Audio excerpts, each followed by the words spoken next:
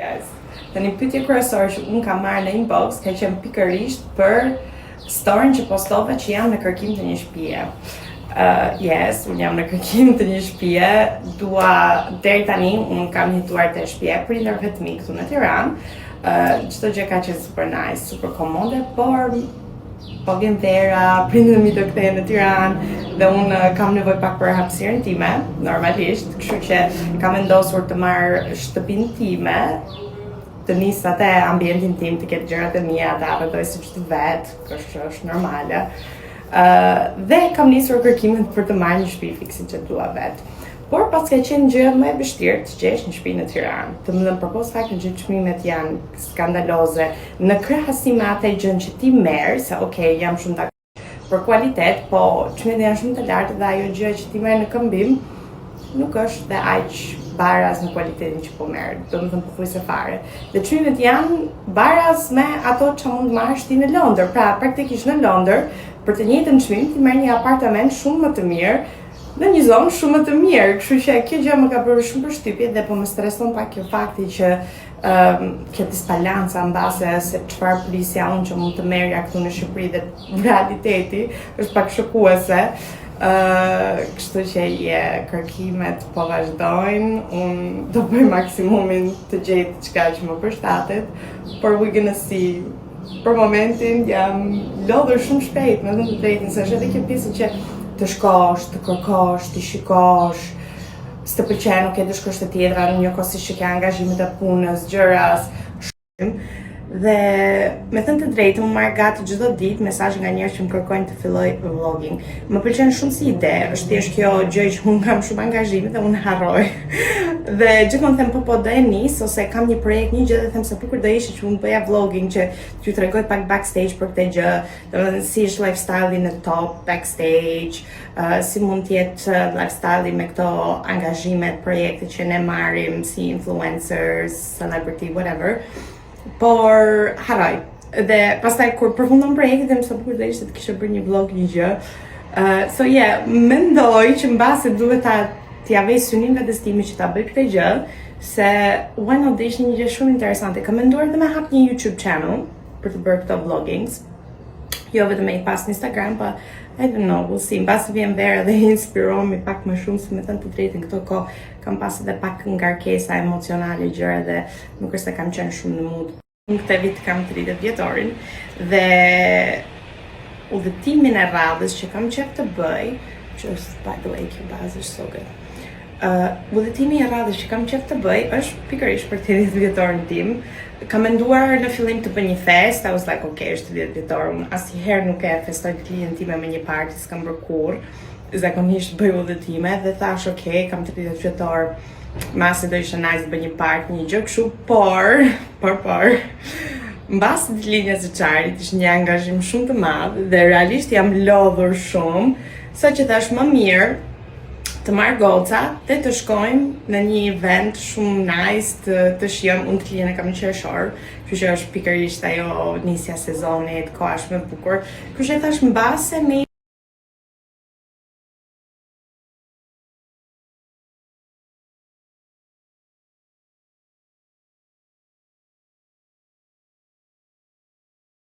të thënë të drejtën, po kaloj një periudhë pak të vështirë në këto momente.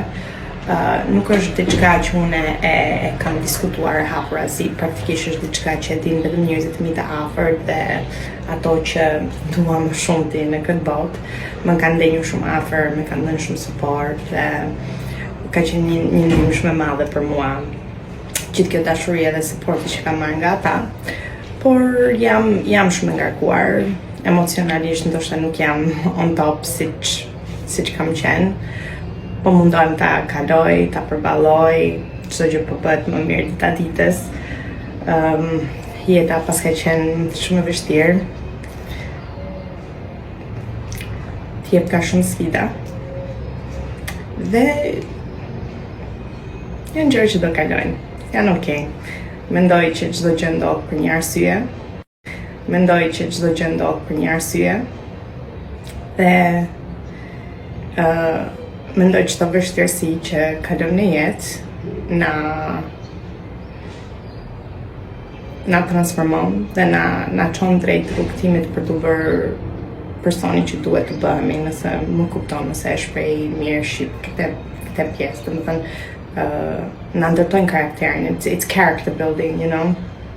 Na ndryshojnë, na rrisin, na transformojnë, dhe ndoshta në momente na duket shumë të vështirë për të përballur, por ajo ndryshimi i madh që na jep në karakter, në mësime, në mendësi, se si na rrit dhe si na ndryshon për të ardhmen, është ndoshta edhe më mirë. Kështu që nganjëherë duhet të kalojmë të gjëra të vështira për të arritur një gjë edhe më të mirë. Për momentin nuk është se jam gati ta flas këtë pjesë, por maybe në një moment të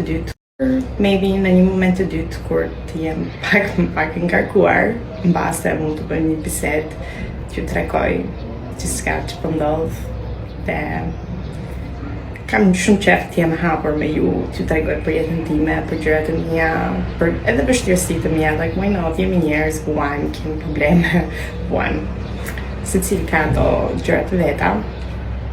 E është njerëzore që ti ndajmë te këto pjesë, është me lehtë të ndash gjëra të bukura, gjëra të mira, jo fustane, vathet që veshim, pushime që bëjmë, po janë superficiale dhe janë just, you know, gjëra për Instagram.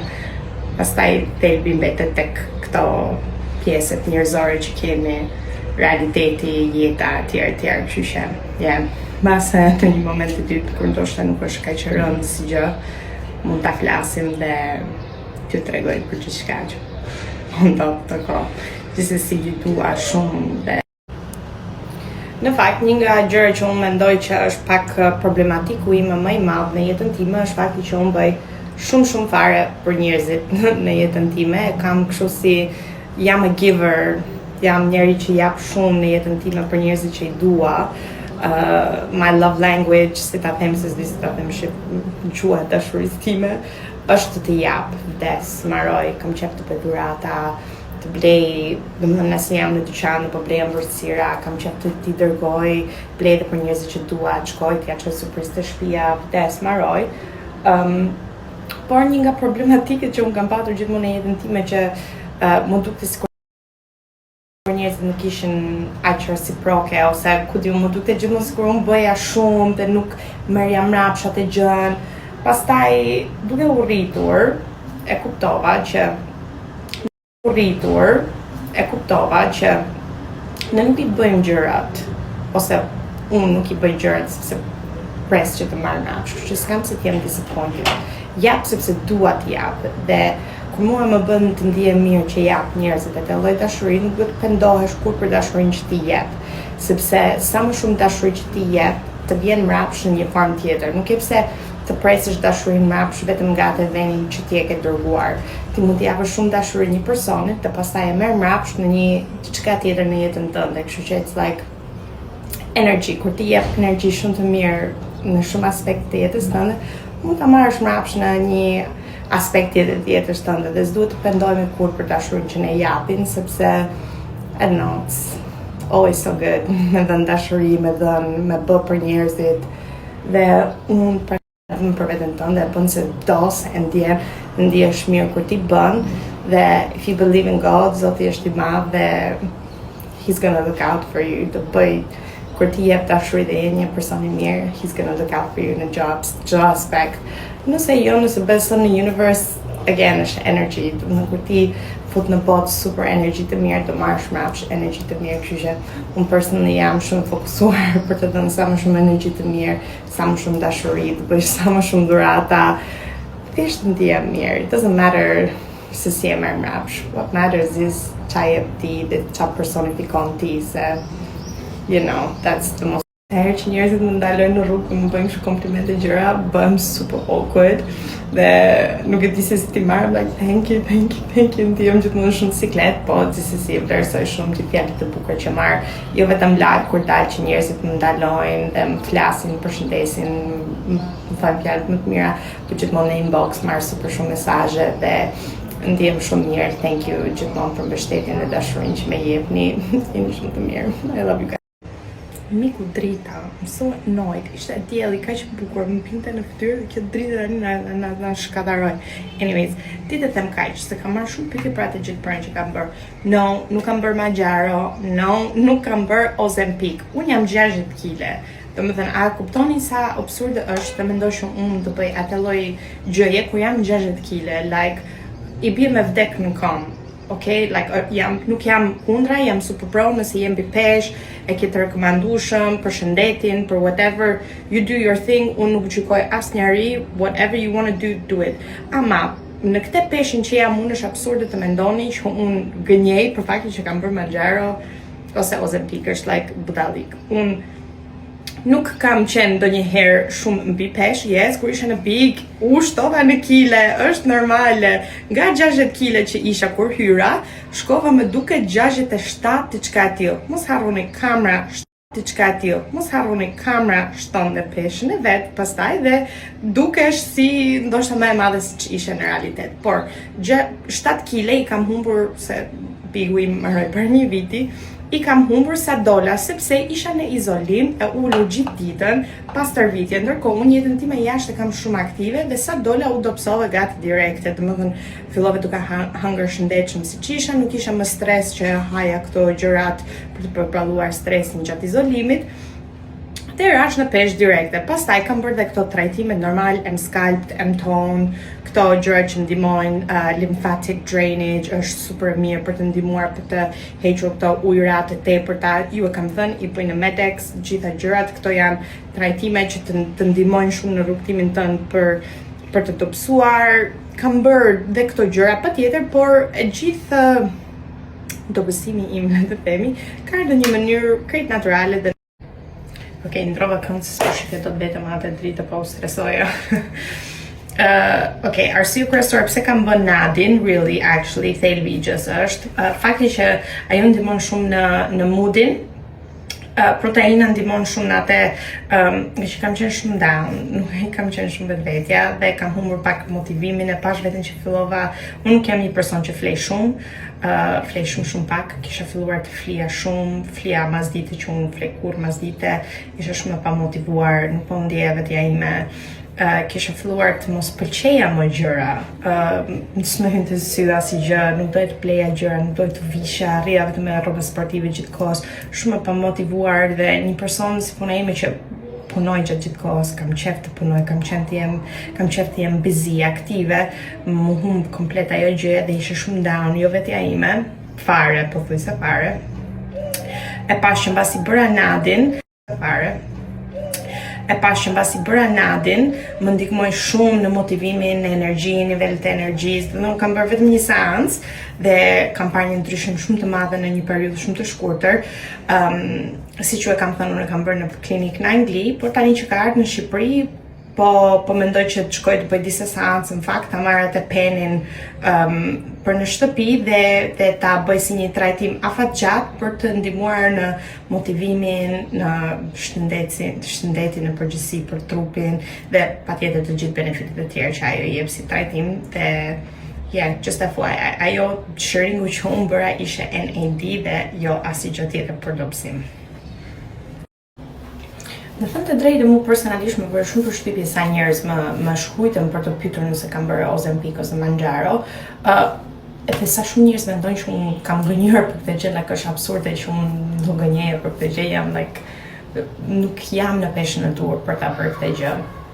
Mendoj që nuk e di nëse është një trend ose një gjë, like na duket si një solucion, një easy solution në këto kohët e fundit që jemi bërë kaq obsessed me të qenurit perfekte, me trupet perfekte.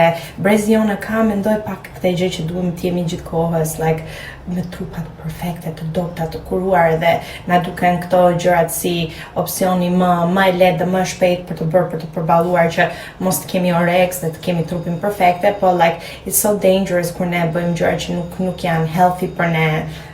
Unë nuk jam kundra njerëzit që marrin Ozempic dhe Mounjaro në mënyrë absolute, jam super okay, do what you want. Njoh shumë njerëz që i kanë bërë si trajtim. Okay, do what you want. Njoh shumë njerëz që i kanë bërë si trajtime, por i kanë bërë me konsultin nga doktori sepse kanë pas të nevojshme, po jo një person që është 60 kg dhe ta bëj për dobësim, like it doesn't make any sense. Kështu që please guys, nëse po e konsideroni si gjë për dobësim, shkoni konsultoni në doktor se do i bëni shumë dëm vetes tënde se like nuk janë gjëra që thjesht i bëti për të humbur pak kile. Më mirë shko bë palestër, hash ndechëm edhe humb pothuajse më easy ndoshta dhe je më healthy me veten tënde se sa të shkosh bësh gjëra që nuk janë. Sa më ranë tok, my baby Charlotte. Po boni më mashallah, boni se si gjegja.